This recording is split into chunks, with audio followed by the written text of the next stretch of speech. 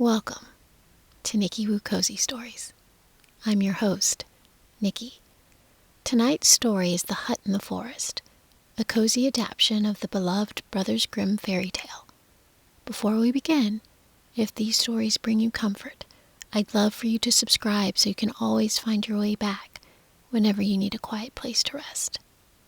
Now, let the story begin.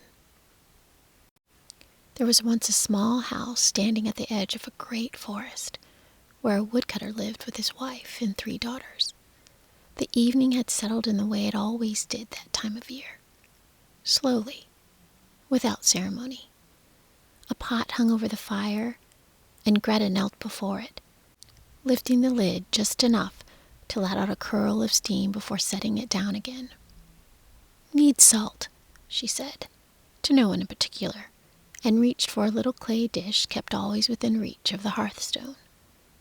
Near the window, where the last gray light still lingered, Marta sat with a torn hem across her knee, her needle catching what brightness remained.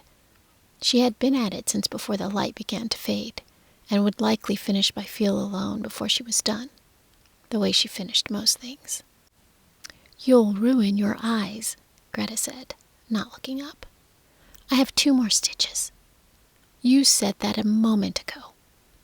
Marta didn't answer, only smiled slightly and kept working. On the floor nearest the fire, Liesl sat with a basket of chestnuts between her knees, cracking the shells one at a time and dropping the pale kernels into a bowl. She had already set aside 3 good ones, whole and unbroken, on the hearth beside her, though she hadn't said why. "Are those for the hens?" Greta asked. "Oh, they like them. They like anything you give them." Liesl only shrugged, cracking another shell, and didn't disagree. The fire popped once, low and comfortable, and its light moved across the beams overhead, touching the bundles of dried herbs hung there, catching the rim of the copper pot, sliding over the flowers still dusting the table from the morning's bread. That loaf sat now on the sill, cooling, its crust gone deep with color of an old chestnut, and every so often the smell of it drifted back into the room on some small current of air, mixing with it the wood smoke until the 2 were impossible to tell apart. It was, in all, an ordinary evening.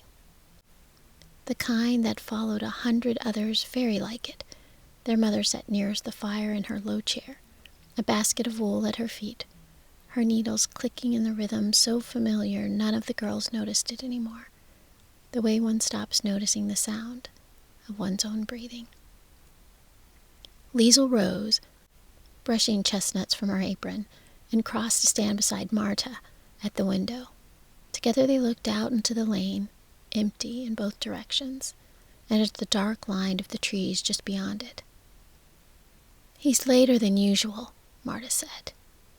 "He's always later this time of year." Greta ladled soup into 3 bowls and set them near the hearth to keep warm, then came to stand behind her sisters, wiping her hands on her apron, and for a moment the 3 of them simply watched the lane together, saying nothing, while the fire settled behind them and the last day of daylight thinned toward gray. The door latch lifted at last. Hans came in on a gust of cooler air, stamping the cold from his boots before he crossed the threshold, and set them carefully on the mat out of long habit. His coat was dusted with bark.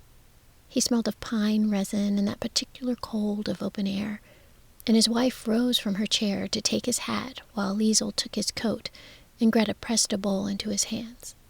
And he sat by the fire with the plain satisfaction of a man glad to have arrived somewhere warm. He ate a while before he spoke. "The wood is thinning," he said at last, working a spoon slowly through his soup. "Near the marker stone. I'll need to walk further this year, past the beeches, into the older part of the wood." Marta glanced up from her mending. "How much further?" "Far enough I may miss my supper, some evenings." No one made much of this at the time. It passed through the warm room the way small remarks do, settling into the corners along within the firelight, and Hans finished his soup, and Greta banked the coals for the night, and Marta took up her needle once more, but the last of the low light.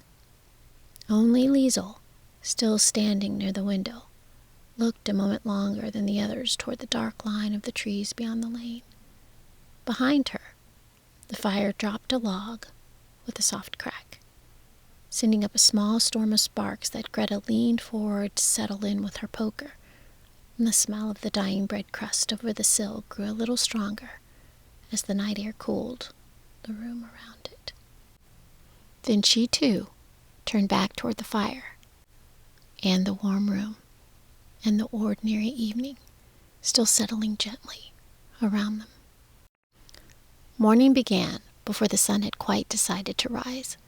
Marta was always first, coaxing the baked coals back to flame with 3 careful breaths while the room still held its blue dark. The fire caught slowly, then all at once. By the time Greta stirred, the kettle had already begun its low, contented hum, and the smell of wood smoke had started its climb through the rafters, curling into the folds of the blanket still warm from the night. Liesel woke last, lying a moment beneath her blanket before the cold finally persuaded her to rise. There was comfort in the order of it.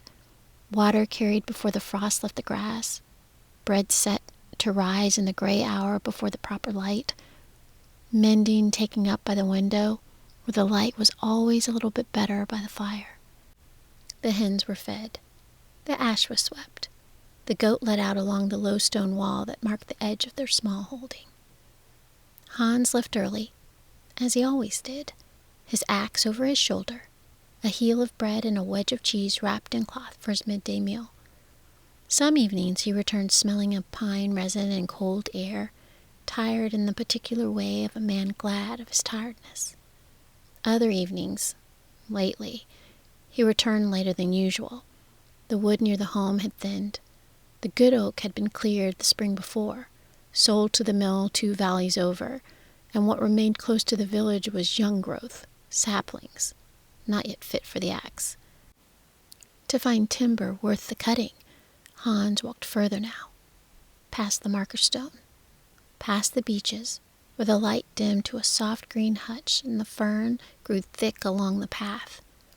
"It's good wood," he told them one evening, working the whetstone slowly along his blade.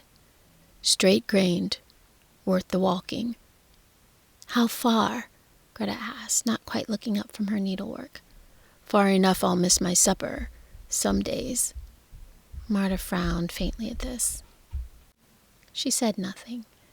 Liesel, cross-legged by the fire, only tilted her head, the way she did when turning something over in her mind, before deciding whether it needed saying aloud. It did not, that evening. The matter passed into the general warmth of the room, absorbed by the fire's crackle and the soft murmur of ordinary talk. Outside, the season continued its slow turning. The birches had gone from gold to bare within a fortnight. Frost silvered the grass most mornings now, and the well rope stiffened with cold before midday. The village prepared for winter in its own unhurried way. Woodpiles grew taller along every lane. Jars of preserved fruit lined the cellar shelves. Wool was carded and spun by firelight some evenings, and the 3 sisters gathered close, their talk soft beneath the wheel's steady turning. It was, on the whole, a good life. Modest. Predictable in the way that brings comfort, rather than boredom. In the evenings when the wheel had stopped and the mending was folded away, Hans would sometimes tell small stories by the fire. Nothing grand, only old village tales, half remembered, about a spring that never froze, or a hollow oak said to hum in the high wind, or a hunter who once lost a day entirely somewhere past the marker stone and came home unable to say where the hours had gone. Marta thought them foolish, mostly, though she listened all the same, her needle pausing at the good parts, without her seeming to notice. Greta laughed at the stranger details and asked for more, leaning her chin on her folded arms. Liesel simply listened, quiet, turning each story over the way she turned over most things, keeping some part of it for later, though she could not have said why. The forest, in these tellings, always seemed a little larger than it looked by daylight, a little older, as though it kept its own accounts of who passed beneath its branches, and remembered them longer than most people remembered anything at all. None of them yet knew how soon the forest, which had always simply been the forest, would ask something more of them than its ordinary silence. For now, there was only the fire, and the wheels turning, and the early dark of an autumn evening settling gently over the house at the edge of the wood. The first true frost came on a Tuesday. Hans left before sunrise, his breath showing pale in the cold air, his axe catching what little light there was. He didn't return at midday. He didn't return by supper. By the time the lamps were lit and his portion set aside to keep warm by the hearth, a new kind of quiet had settled over the house. Not fearful, only watchful. He came home well after dark, his face drawn with a tiredness deeper than usual, snow just beginning to dust his shoulders. "The stand I'm working is too far for the walk there and back within a day," he said, easing into his chair. "I lose half the light simply getting to the trees and home again." Marta set a bowl before him. "Then you'll need to take a meal with you." "I have been, but it's cold long before midday. Carried that distance in a cloth." He rubbed his jaw, thinking. "I wonder if one of you might bring it out to me instead, warm, the way a meal ought to be eaten." The sisters glanced at one another, the quick, wordless kind of glance that passes between people who have shared a home in their whole lives. "I'll go," Marta said, before either sister could offer. She was the eldest. It seemed to her the natural order of things. "The path is easy to lose past the beeches," he warned. "Take a good handful of millet in your pocket. Let a pinch fall every dozen steps or so, the whole way in. Then you'll have a trail laid plain behind you, and no trouble finding your way home again." And so it was decided. 2 mornings later, with a pouch of millet tied at her belt, and a covered pot of stew nestled deep in her basket, wrapped in cloth to hold its warmth, Marta set out just as the sun cleared the treetops. The morning was clear and cold, the kind of cold that makes the breath visible and lingers in the shadowed places long after it has melted everywhere else. She followed the familiar path past the marker stone without trouble, letting a pinch of millet fall to the moss every dozen or so steps, just as her father had shown her. The beeches closed overhead, dimming the light to a soft green hush. Fern and moss softened her footsteps, and somewhere above, a woodpecker worked at an old trunk in a slow, patient rhythm. Marta found herself listening to it rather than to the small worry gathering, quietly, at the edge of her thoughts. She had never walked this far into the wood before. The trees grew larger and deeper as she went, not merely taller, wider, older, their bark deeply furrowed, their roots rising from the forest floor like the shoulders of something enormous and asleep. The air changed too, the further she walked. Cooler, damper, carrying the mingled scent of wet bark and old leaf mold, and beneath it, faintly, something sweeter she could not quite name. Once, she paused to watch a squirrel cross the path ahead of her, pausing itself at the base of an ancient beech to study her with bright, unhurried eyes before vanishing up into the canopy. She smiled at that, despite herself. Further on, the path grew fainter, half swallowed by fern, and twice she had to stop and search the undergrowth for some sign of it before continuing, her basket growing heavier on her arm with every hour that passed without finding her father. It was, she thought, a beautiful stretch of forest, whatever else it was. She had simply never had cause to see it before.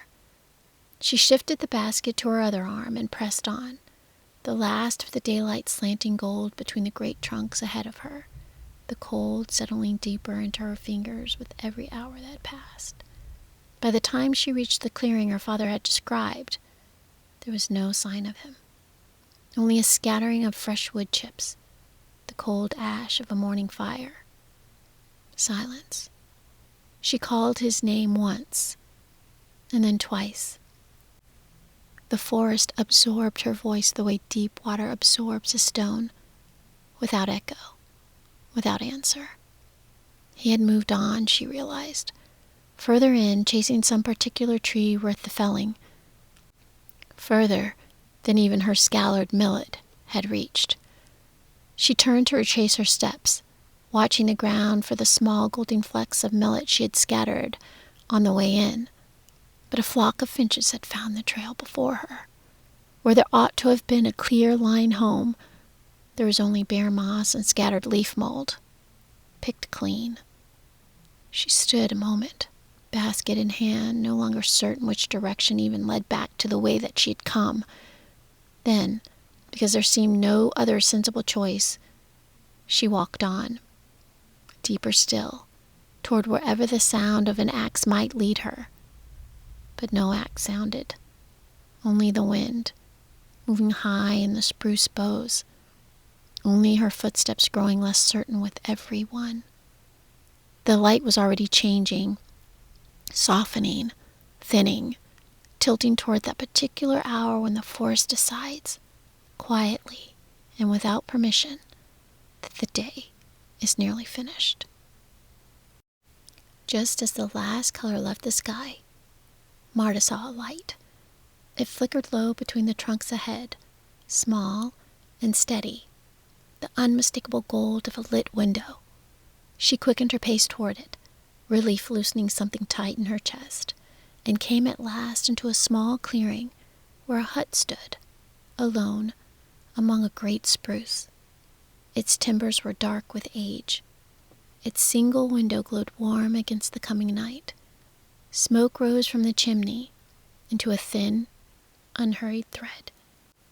She knocked, and the door opened at once, as though she had been expected. And an old man stood in the doorway. His hair and beard were entirely gray, hanging past his shoulders, and he leaned upon a gnarled walking stick. There was nothing frail in the way he studied her, only a quiet, careful attention, as though he read something in her face that she could not read in his.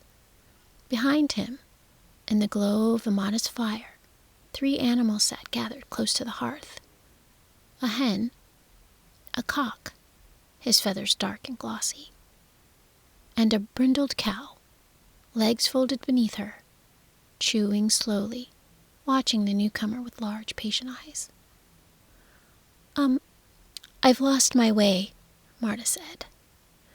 "My father is a woodcutter somewhere in this forest, and I fear I've missed him entirely. Might I shelter here till morning?" "Come in, then," the old man said, his voice low and unhurried, like something spoken from the bottom of a well. "There's food enough, and a bed by the fire." He led her inside. The hut was small but tidy. A single room with a hearth at its center, a rough table, 2 low stools, a ladder rising to a modest loft beneath the rafters. Dried herbs hung from a beam near the door, and a row of wooden bowls sat stacked and waiting on a shelf, as though the old man had long since learned to keep his house ready for whoever might arrive. "You've a pot there still warm, unless I miss my guess," the old man said, nodding toward her basket. "Set it over the fire and stir it through. There's enough for 2, I'd wager, and I've had no proper supper myself tonight." Marta did as she was asked, setting the pot to warm and ladling out 2 generous bowls once it had come back to simmer, one for herself and one for the old man, who accepted his with small nods of thanks. She didn't think, in her tiredness, to spare a bowl for the animals watching quietly from beside the fire. When the meal was finished, the old man rose and crossed to a small door in the corner of the room. He knocked upon it 3 times, and spoke into it as though it were an old habit worn smooth with use. "Little hen, little cock, and thou pretty brindled cow, what do you say to that?" From behind the door, 3 small voices answered together, strange and perfectly clear. "Ducks, ducks." Marta blinked, uncertain she had heard correctly. The old man nodded, satisfied, as though he had received exactly the answer he expected.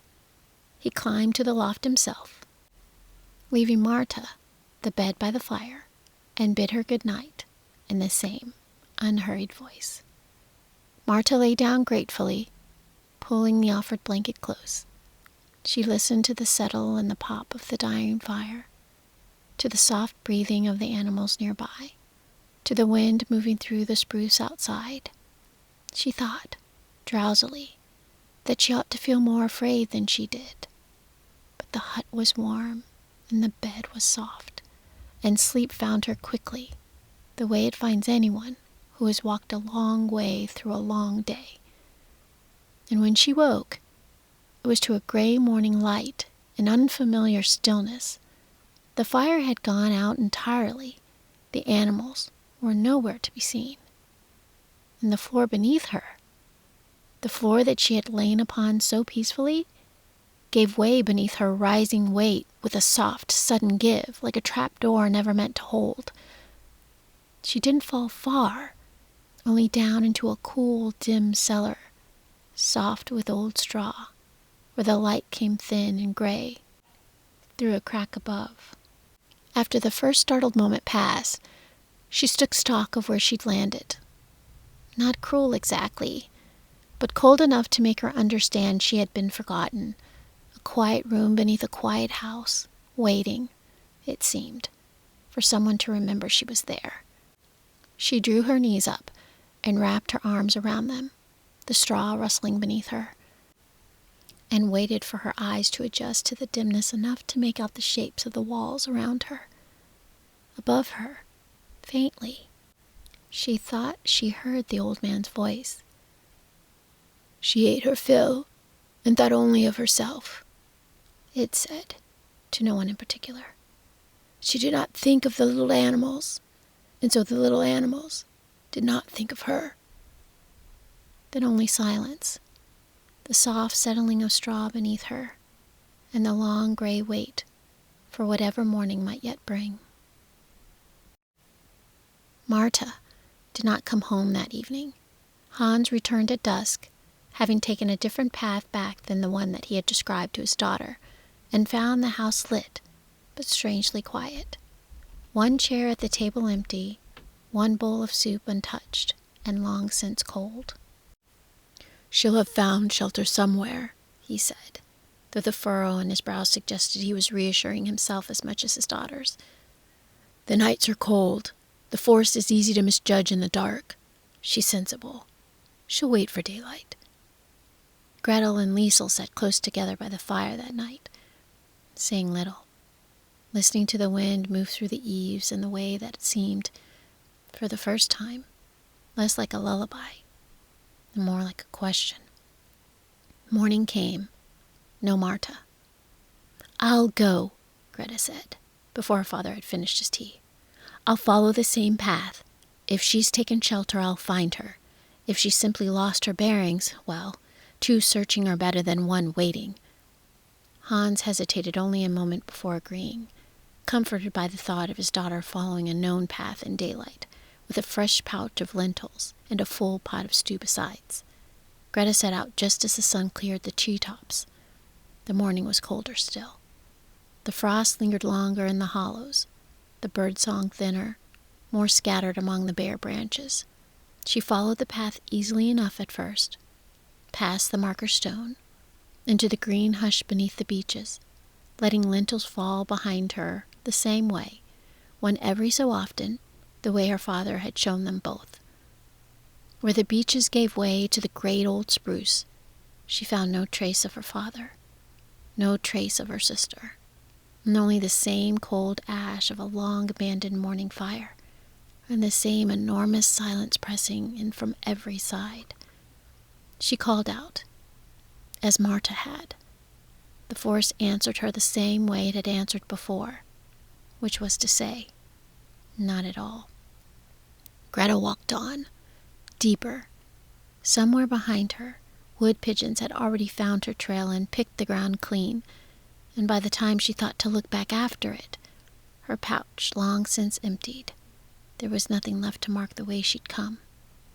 The light was beginning its long, slow turn toward evening.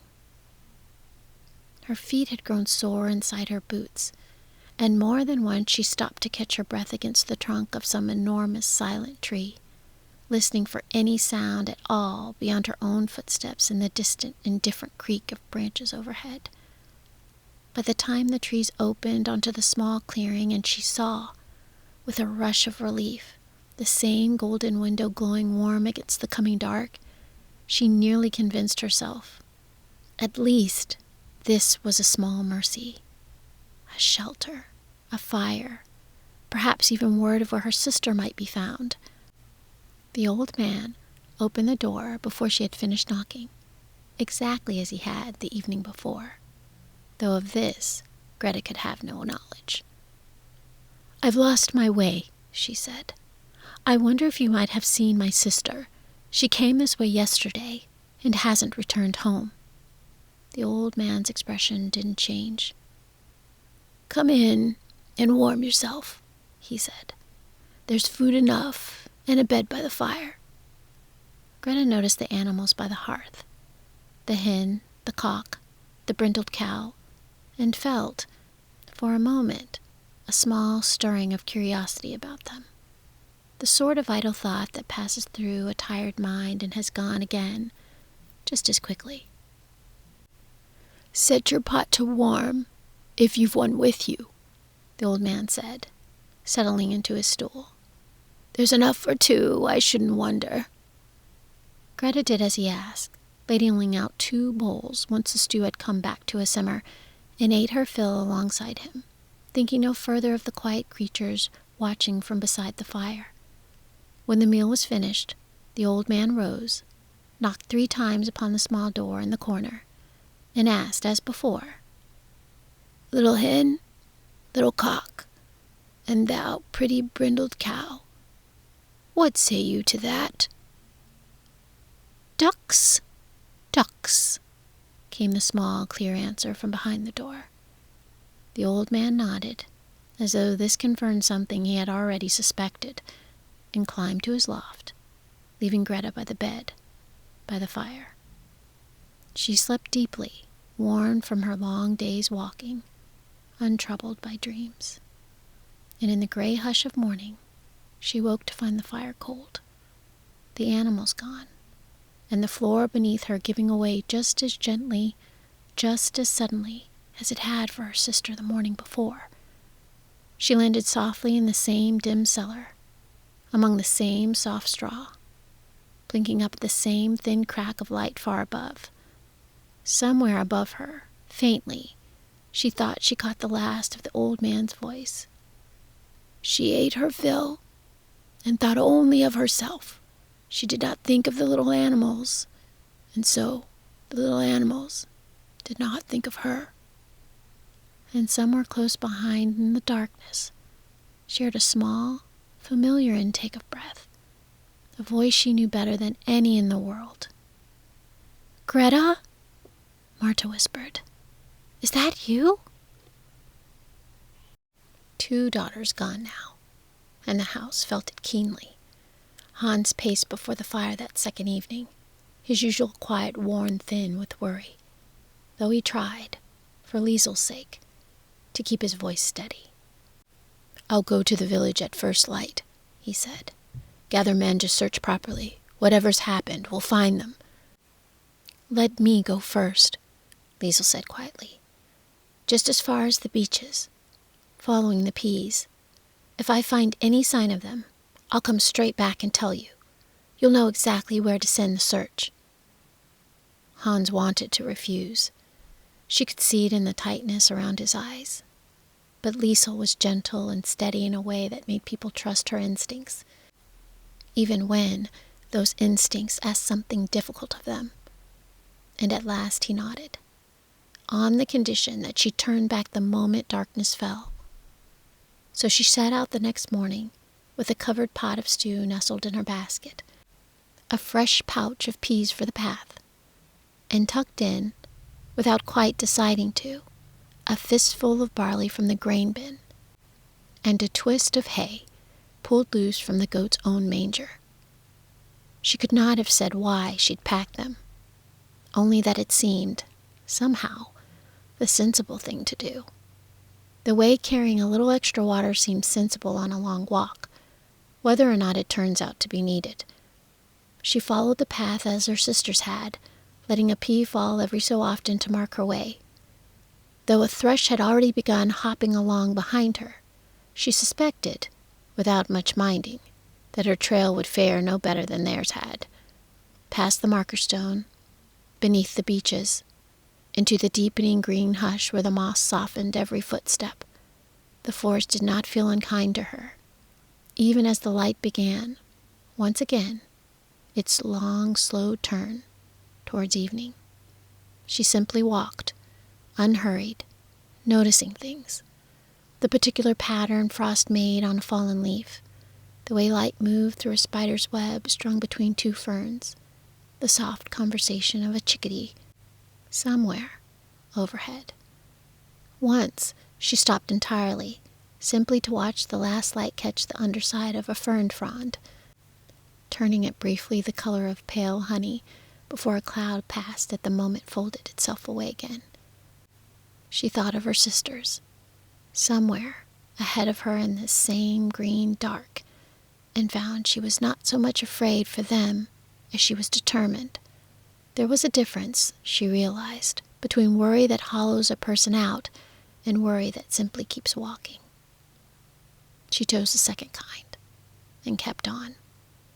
And when she came at last to the small clearing and its single golden window, she felt something settle in her rather than tighten. The old man opened the door before she'd finished knocking. "I've lost my way," she said, "and I'm looking for my sisters, who came this way before me, but I'm glad of shelter all the same, if you'll have me." "Come in and warm yourself," he said. "There's food enough, and a bed by the fire." Inside, she saw them at once.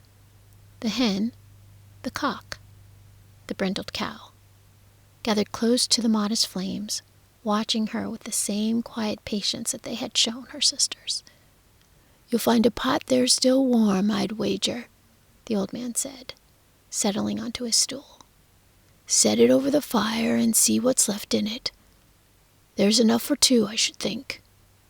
But before she did anything else, Liesel knelt beside the hen, the cock, and the brindled cow. She scattered barley for the hen and the cock, who came forward eagerly and offered the twist of hay to the cow, who took it gently from her open palm, its breath warm against her fingers. "There," she said softly, more to herself than to them. "That's better, isn't it?" Only then did she set the stew to warm, ladling out 2 bowls once it had come back to a simmer, one for herself, one for the old man, who watched her with an attention rather sharper than the one he had shown her sisters. Liesel, absorbed in the meal and the warmth, did not notice it. When the meal was finished, the old man rose and crossed to the small door in the corner. He knocked 3 times. "Little hen, little cock, and thou pretty brindled cow, what say you to that?" This time, the small voices behind the doors answered differently. "Ducks, ducks," they said. "She has made us glad, and we would keep her here forever, if the day ever came when she wished to stay." The old man's mouth curved, very faintly, into something that might have been the beginning of a smile. He said nothing of it, only bid Liesel good night, and climbed to his loft, leaving her the bed by the fire, as he had left it, for her sisters. Liesel lay down and pulled the blanket close. The hen settled near her feet. The cock tucked its head beneath a wing, and the cow's slow, steady breathing filled the small room like the tide filling a quiet harbor. Liesel closed her eyes, listening to it all, and thought, just before sleep took her, that she had rarely felt so entirely at peace. The floor beneath her held firm and warm and steady the whole night through. Liesel woke to a warmth on her face that had no business being there. Not the gray hush of a forced morning, but sunlight, full and gold, falling across a floor of polished stone. She lay still a long moment, listening. Somewhere below, water was running. Not the trickle of a stream, but something steadier, more deliberate. A fountain she would learn, though she did not yet know the word for what she was hearing. She sat up. The air smelled faintly of beeswax and something floral she couldn't place, entirely unlike the wood smoke and straw she had grown used to. Even the light itself seemed different, thicker, somehow warmer, as though the room had been waiting all night simply to be filled with the morning.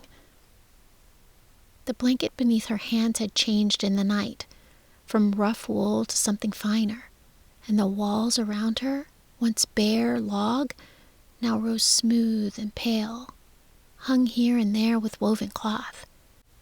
She touched one gently, half expecting it to vanish under her fingers. It did not. She crossed to the window instead. Below her stretched a courtyard she had never seen, swept clean, a fountain at its center catching the light in small, bright drops. Beyond the courtyard wall, the forest still stood, exactly as she remembered it from the evening before. The same dark spruce, the same watchful quiet, as though only the small patch of ground beneath her feet had changed at all. A knock came at the door, light and almost apologetic, and when she said yes, a young man stepped in. Dark wool coat, hair a deep, ordinary brown. He stopped just inside the threshold, as though uncertain of his welcome. "You fed the hen first," he said. It was not quite a greeting. "She looked hungry," Liesel said. Something moved across his face that might have been a laugh, though he did not let it become one. 30 years, he said, and no one thought to look at her twice before reaching for the bread. "She's not simply a hen," he added quieter. "None of them are. Though I'll not trouble you with the whole of it standing in a doorway. They were bound to a hut alongside me, my own household once, before all of this, faithful enough to be caught in the same spell that caught me." He held out a hand, not to touch her, only to gesture toward the hall behind the door, and Liesel rose and followed him past windows she did not recognize, down a stair worn smooth in a way no new stair could be, until the smell of the place changed, stone giving way to damp earth, torchlight to something dimmer and more familiar. A door at the bottom stood open. Inside, on a bench that had been packed with earth and straw only the evening before, sat Marta and Greta, blinking up at a lantern light, smooth flagstones as though the room itself had woken them by changing shape beneath their sleep. "Liesel?" Greta was on her feet before she finished the name. The three of them met in the middle of the small room, and for a moment nothing at all was said, only held breath, and the particular sound two sisters make when they have spent the night not knowing if the other was afraid. "The floor just changed," Marta said, into Liesel's shoulder. "Sometime before dawn, I felt it happen. One moment, straw beneath me. The next, stone, cold and smooth, and lantern light where there'd only been a crack of gray." Greta was still turning slowly when she stood. taking in the flagstones, the neat rows of shelving that had not been there the night before, a small barrel of apples stacked in one corner as though it had always been there and belonged. "I fed the hen," Liesel said again, because it seemed, still, the only explanation she had. Behind them, the young man waited near the door, hands loosely clasped, watching the three sisters with an expression he did not try very hard to hide.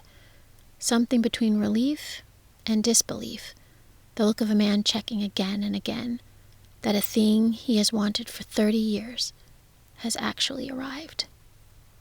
"There will be time for all of it," he said finally.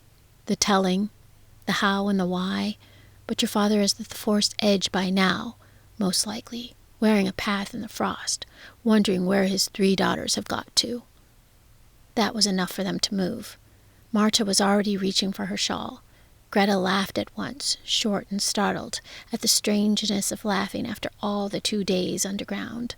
They climbed the stair together, out through the halls, still faintly scented with wood smoke despite their new stone floors, and came at last to a pair of wide doors that opened, without anyone touching them, onto a courtyard bright with morning.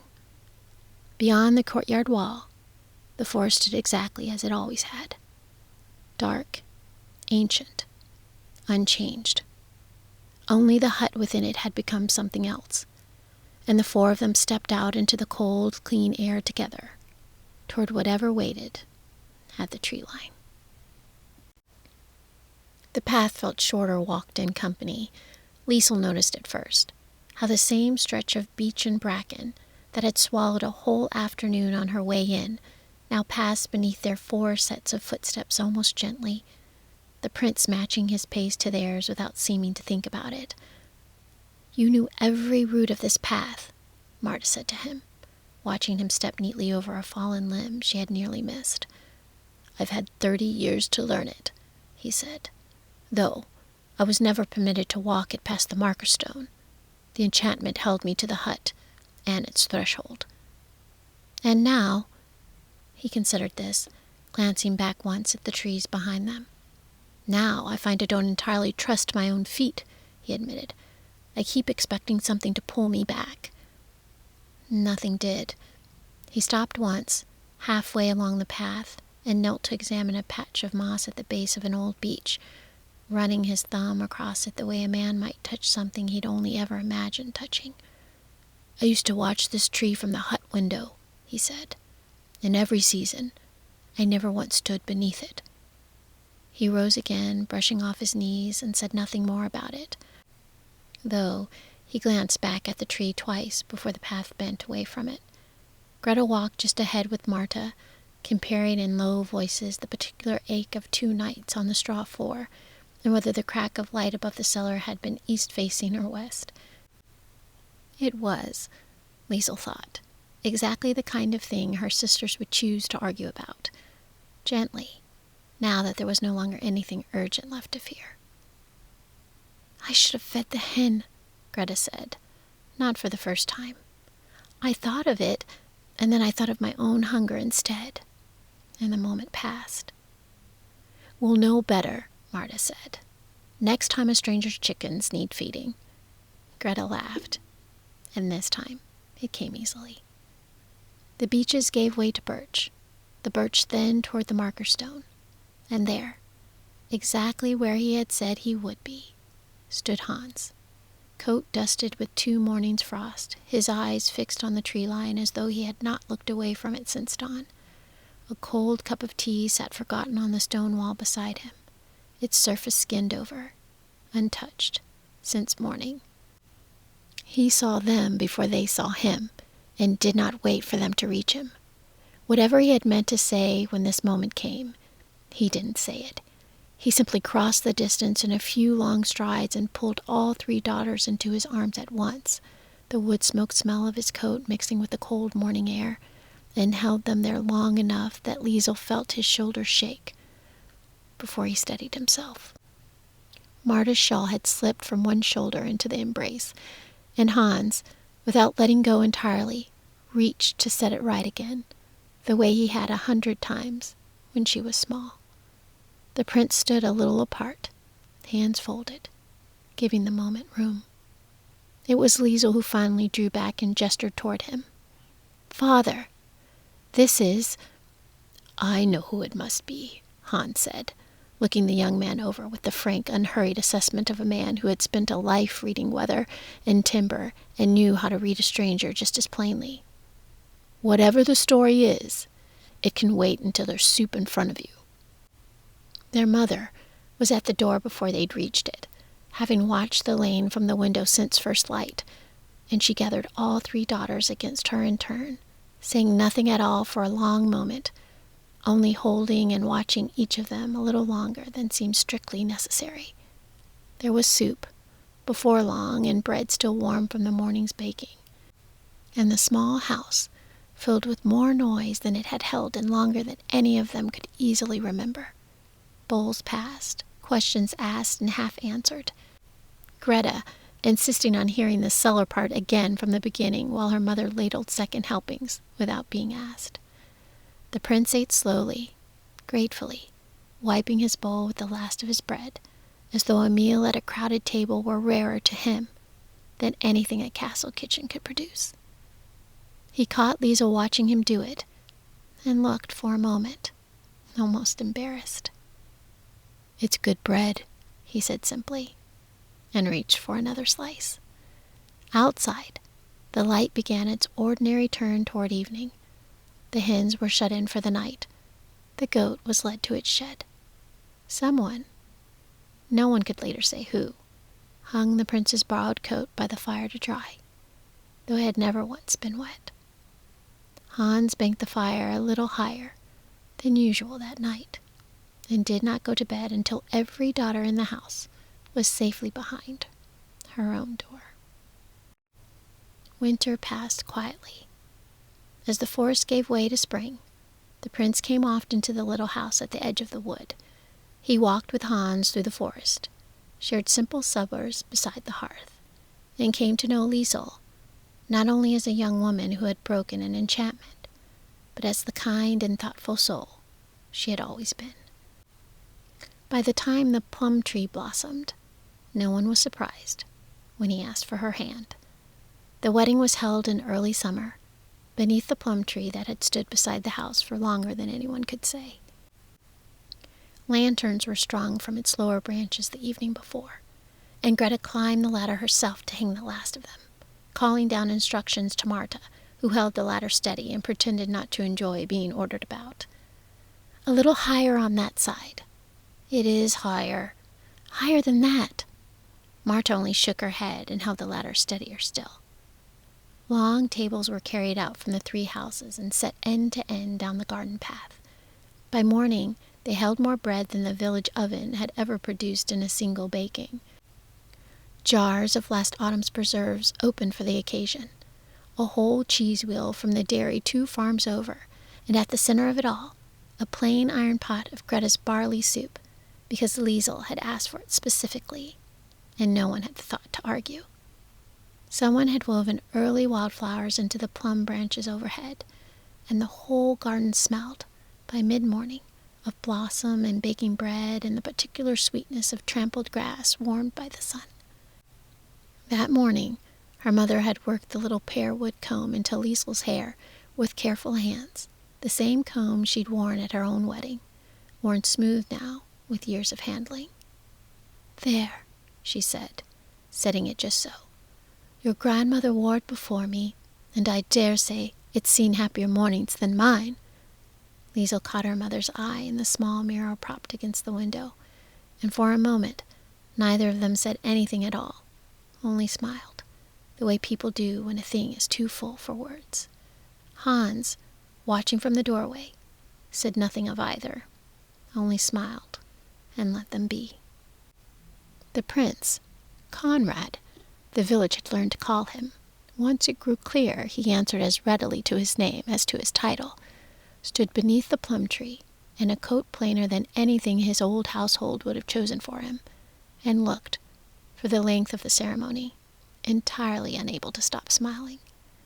Afterward, there was dancing on the flattened grass and more food than anyone could finish, and Hans, 3 cups of cider into the evening, was heard telling the story of the cellar to anyone who would stand still long enough to listen, embellishing the details a little further with each retelling, until the crack of light above the cellar had grown, by his third telling, into a proper shaft of a sunbeam, and the straw into something almost like a feather bed. No one corrected him. By the time the lanterns burned low, half of the village had wandered home, and the ones who remained sat quietly around the last of the fire, full and unhurried, in no rush at all to end the day. The hut in the forest stood still, smaller now beside the house that it had briefly become, kept always with dry wood stacked by its door and a fire laid ready in its hearth, in case any traveler lost their way among the old spruce and needed shelter until morning. The hen, the cock, and the brindled cow lived out their days in a sunlit paddock behind the new stables, and it was rare, that summer, to pass an afternoon without finding Liesel there, scattering barley before she had so much as poured her own tea.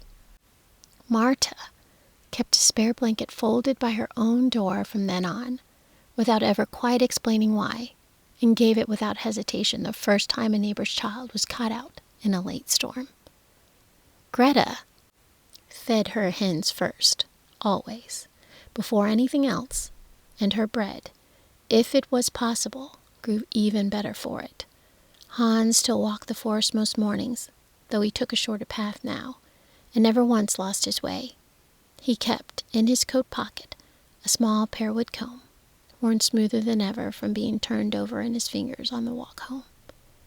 The house at the village edge kept its low fire and its open door, exactly as it always had.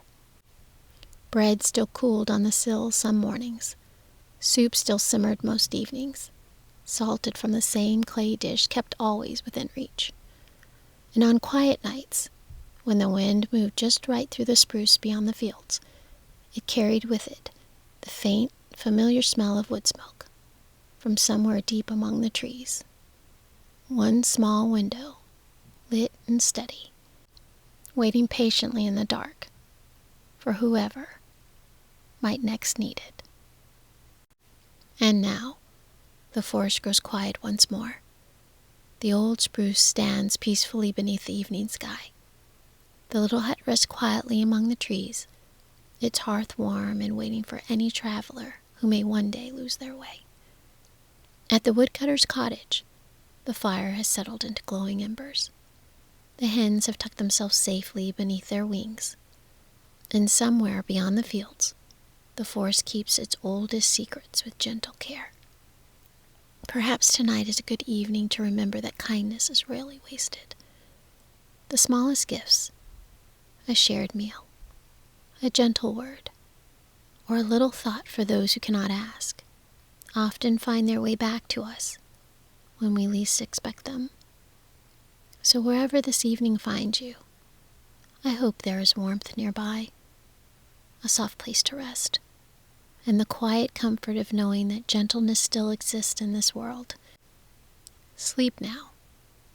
You are safe. You are loved. You have been listening to Nicki Cozy Stories, created by Nicole T. Woodard. May your dreams be gentle, and your sleep be deep.